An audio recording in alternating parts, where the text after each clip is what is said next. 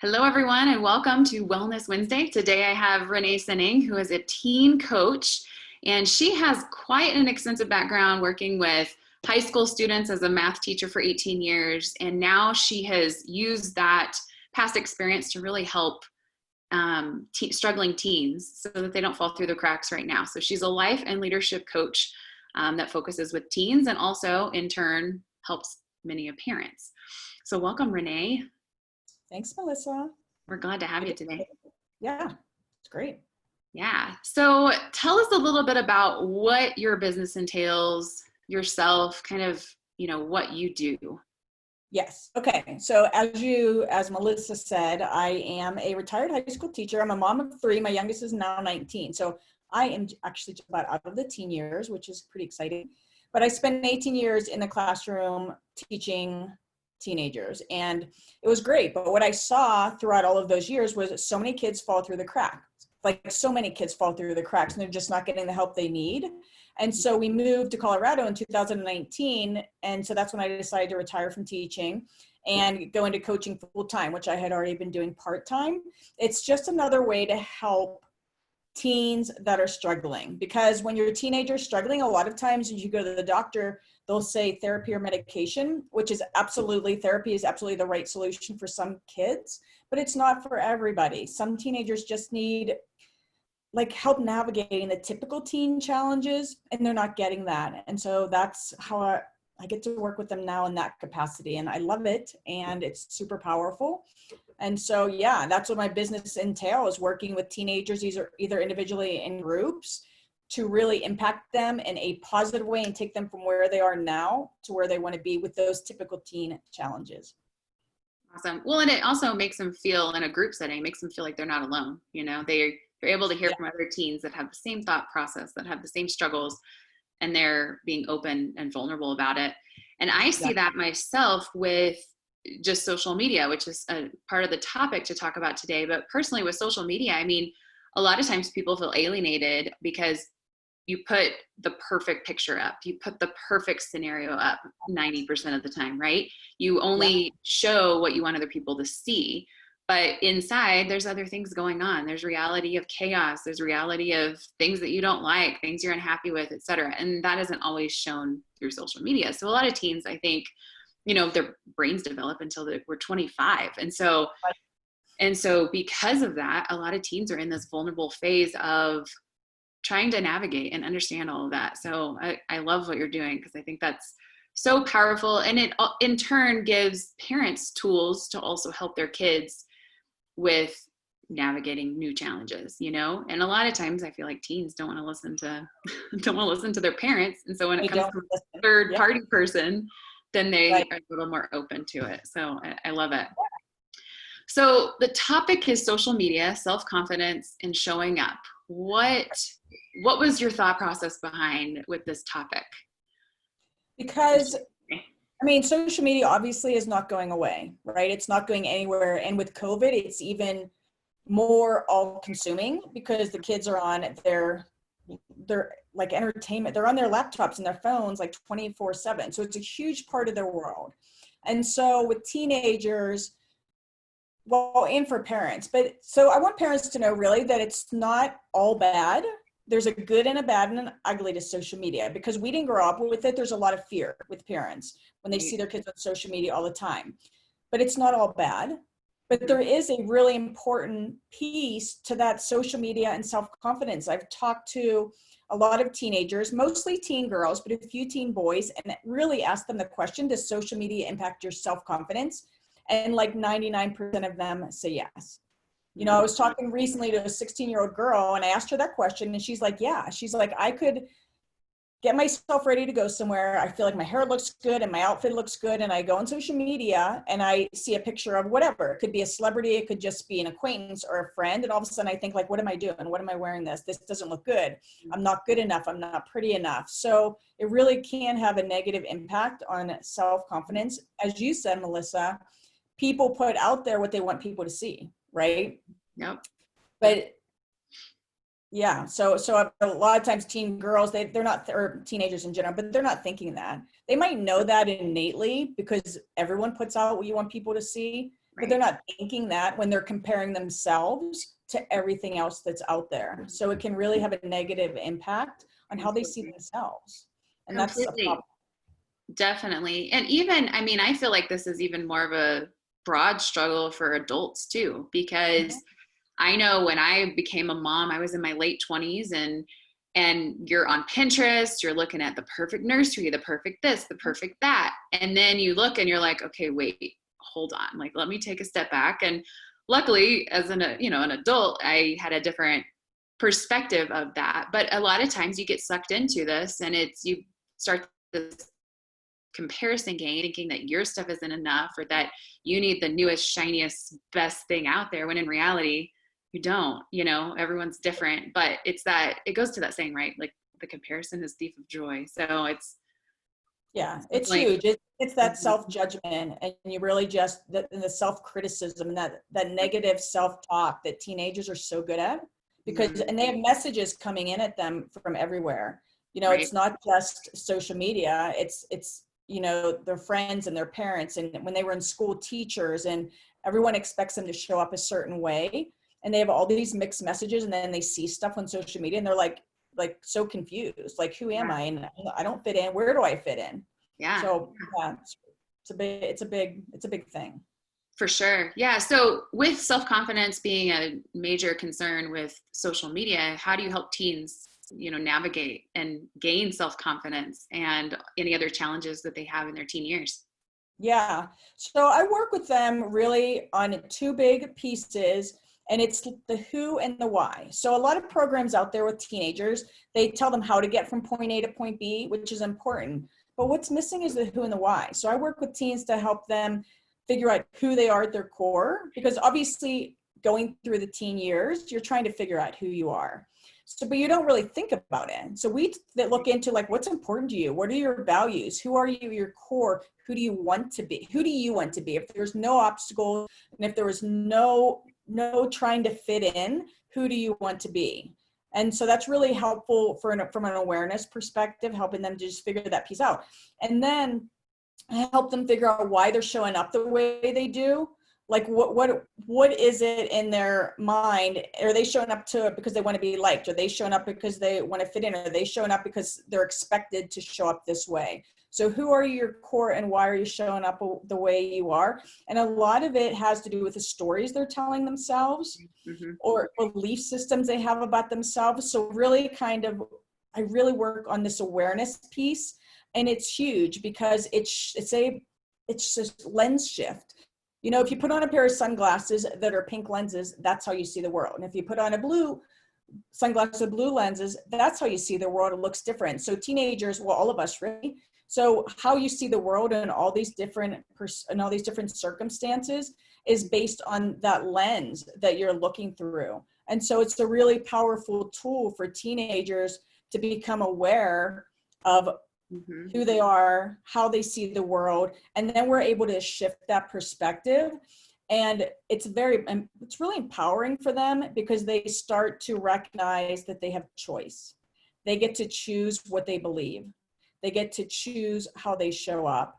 They get to choose what stories they tell themselves. And because when there's conflict, when there's like a big conflict between who they are at their core and how they're presenting themselves to the world, that causes a lot of angst and anxiety. And that can show up with teenagers in all kinds of ways. It can show up as confusion, sadness, anger, anxiety, depression, because there's this like internal strife going on. So we try to really create an awareness around that. And it's powerful. It's life-changing. It's a game changer when they realize they have choice in all the stuff and all these messages that are coming at them. They can choose to believe them or not. And it's just a little bit of shift in perspective. It makes a really big difference. And then social media has less of an impact because they're able to kind of separate. They have a lot more awareness, and they have a lot more understanding of who they are, and they can maybe look at someone says something, or they can say, and instead of saying, oh, maybe I'm not good enough, then they say, yeah, I am good enough. I can choose to believe that I'm good enough. I can choose this thought, or I can choose that thought. It's really like, what are you thinking, and what are you telling yourself? And it's really powerful, and it is, it's life changing. It's a lens shift, and it's a shift in perspective. Yeah. And I think, I mean, that's a great, you know, tool to have in a toolkit as they become adults, you know, Mm-hmm. and as they're in their 20s or 30s, and being able to fall back on that when they need to, you know. And I think it's helping them become confident, self-sufficient adults too, and not feel like they need to be someone else or do something else because of other people. So I love Yeah. that, because I feel like the teen years are just so critical, you know, and it's so critical for them, and it's going to impact how they are the rest of their life in those teen years. It is, and there's really, sorry, Melissa. No, you're good. You're There's good. really nobody Just telling teenagers. There's nobody telling teenagers today that they're a leader in their own right, and I think it's so powerful and so important because, you know, no one ever told me that. No one ever said, "Hey, you know, you're a leader in your own right. You can do what you want to do." And a leader doesn't have to mean you're the president of a high school club or a captain of a team. You're just teaching teenagers that they're a leader of themselves. You get to choose. You get to choose how you show up. You get to lead your life. And most teenagers never get that message. And it's really impactful.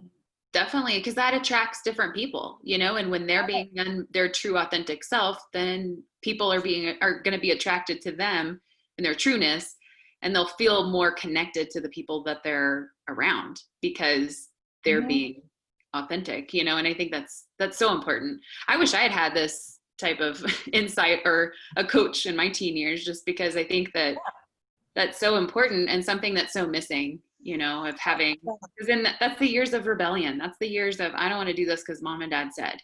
It is. And if you have someone that's there as like an extra support that is like, well, think of it this way, you know, that Yeah. And live with can be yeah, helpful. totally. And if Mm-hmm. you're a teenager and you're trying to fit in with the in crowd, but really at your core, you're like a nerd, you know, find your nerd people. Like my youngest daughter was like totally like nerdy. She had the best high school years because she found that group and didn't feel like she had to fit in with a group that wasn't her. Mm-hmm. You know what I mean? And it's so when they start to get that confidence and that awareness and kind of embrace who you are, Right. then you can go and find your people. Then you no Mm-hmm. longer have to fit in with this Right. group or that group or be on this team, or maybe you feel like, you know, you're kind of feel like to be cool you have to be on a sports team, but really you want to be in a play. You know, Totally. you get the confidence to find your people and realize you have choice, and Yeah. you don't have to follow. You can lead yourself in the direction that you want to go because you know who you are, and you know, and you can just kind of set that other stuff aside. And I know, Yeah. I wish I had that when I was in high school. I was super shy and Right. didn't do so many things because of Right. that. I was like a shrinking violet. And Mhm. had I just think back, what if I would have got these messages, you Yeah. know, would have Totally. been different. So we mentioned kind of that you do some help with parents. What do you, so you work primarily with the teens, but what do you offer parents, or how are parents really supported? Because I can see a huge connection right here with teens wanting to be a certain way, but a lot of times that's because parents have put them Mhm. in a box, right? And they have, Right. and that's something I'm aware of with just my 5-year-old and 2-year-old, of letting them explore what their, you know, Mhm. what their desires are, not just saying you're going to do this, right? And I Right. think it's so important because a lot of times, you know, parents have these expectations of my kid's going to be the, you know, all-star Yeah. quarterback or whatever. Yeah. But when the reality doesn't come in, there's frustration from the parent side. So how do Yeah, and you, sometimes it's parents putting our own stuff on our kids, kind of yeah, living through them. So, well, two ways really. One is when I work with teenagers, like when I'm actually have you know, when they're my client, I'm also working with the parent. So whenever I have a teen client, they have access to me too, the parent does, and I would do a group call or Facebook group where they can hop on. Well, I'll get on live, and so yeah, the parent is also supported because that like super important. The relationship that I have with the teenager is confident unless there's, you know, it's in confidence, but I'm supporting the parents along the way, and they might it's powerful to do them both. You can't do a teen without the parent. They're connected. Completely. The other thing, Because the other, I'm sure it brings up different questions and different things as a teen says a certain thing or does a certain thing. totally. Then there's probably questions that parents have them and they come to you for that. Yeah. Yeah. So that's, yeah, so that connection is definitely lit there throughout the whole relationship with the teenager. Mhm. I also have the parents have connection to me. It's really important. And I hop on a call with them once a month just for like 30 minutes to just chat about anything, but they have other ways to connect with me. So that's one way. That's when, they're actually my client, but I also have a Facebook group. It's called the Progress Not Perfection Community, and it's for parents of teens, and it's free. It's private and it's free, but it is private so that things can be talked about that aren't going anywhere. So that's another option that's always available. And then I have a lead mag. I don't know what to call it, but I have a thing called, it's 7 Typical Traps of Teens, or 7 typical. Is that right? Yeah, I think that is what it is, and how to avoid them. But they could download that. Okay. Which is that's on my webpage. Website. Awesome. So like a download. Cool. Yeah. So one last question. You are also an author, correct? Yes. Yes. So tell us a little bit about your book and how that can also serve moms and parents of teens. I do. I actually have it right here. So it's called The Little Black Book of Leadership, and it is an A to Z guide of leadership in life and in business. So it's really about the idea that everybody is a leader, whether by choice or by default. And every chapter, there's short chapters, like less than 5 minutes to read it. But every chapter is a topic. Like chapter A is accountability, chapter B is belief, C is communication. And at the end of every chapter, there's a little section on ask yourself this, so thought-provoking questions, and then a little section on something to try. And as you're reading the book, the idea is that think about your role as a leader, because as a parent, you're also a leader. So if you're reading chapter A on accountability, and the book may talk about something with business, it doesn't matter. You just put yourself in the mindset of you're the role at that point. So if you want to read accountability, chapter A, think about your role as a parent and how accountability fits in. And then I suggest that you read every chapter, just do 1 chapter a week. And so if you read accountability on Sunday, work on that with your teenagers. How am I holding them accountable? Am I holding them accountable? And things like that. Nice. So it's really like a application. So read it, apply it, and then grow on it, and read the next one, apply it, add it to what you're. And you don't have to go in order. You can look at the chapter headings. There's a chapter N is non-judgment. So you could go and say, this week I'm going to work on non-judgment. My actually 21-year-old son, who I never ever, he doesn't read. He barely passed high school. He was our challenge, but he picked up my book and he reads it, and he's told his friends about it, and he's told his boss at work about it. He's like, my boss wants a copy of your book. I'm like, wow, that's super powerful. That this kid actually read the book. And so so teenagers can read it too. It's really for everybody, and it's just everybody's a leader by choice or by default. You can get the downloaded version, the digital version, for free on my website, and if you want a paperback copy, which I just got them in, I literally just got them in, I'll have that posted. But if you send me a message, if you're in my group, you can get a paperback copy for free. Nice. Very cool. Well, so to wrap up today, is there anything else you want to add?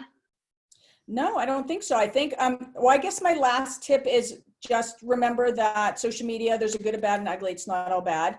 And then the other thing is, and I just posted this in my group, and actually I've got a lot of feedback on it, is as parents, and because teenagers, well, not only teenagers, but when we have kids, our kids can push us to the brink.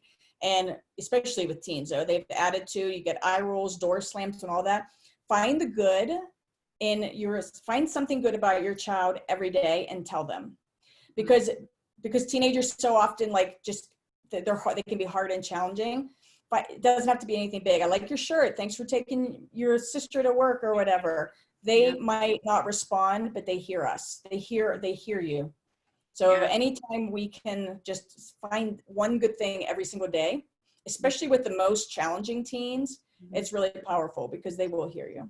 I love that, because that's a great tip for even moms, like in my phase of life, where it's developing those habits. Yes. I know when I tell my kids they're doing something right, they just beam and they look at you with pride. But it's like something happens a lot of times and you stop doing that when life gets busy and kids are in school and you or here and there, you're always going to the next thing. Our lives are full, right? And so a lot of times I have seen that happens less. And so I can see the importance of continuing that so that it's established during teen years and they feel noticed and recognized and confident, and you're giving them a little bit of encouragement along the way. Especially when you have a teen that's challenging. Yeah, for sure. For sure. They make it hard to find the good, but it's there. Like it is there. You can find something every day, even if it's like, oh, cool tennis shoes. Just something. Yeah, for sure. So I have your email address and your website up on social media. So on our Facebook group, it is listed with this post. That's a live video. And then also on YouTube, it will be in the info section of the video. So people will be able to contact and reach out as they have questions. And I'll have to get the name of that group one more time, and I will be sure that it's added underneath the live video so people can access it right away. Awesome. Well, thank you so much for being my guest today, Renee. Thanks for having me, Melissa. This was awesome. I love what you do. This is great that you do this every Wednesday. Yes, thank you. Thank you. Awesome. Well, bye, everyone. Have a good rest of your week. Bye.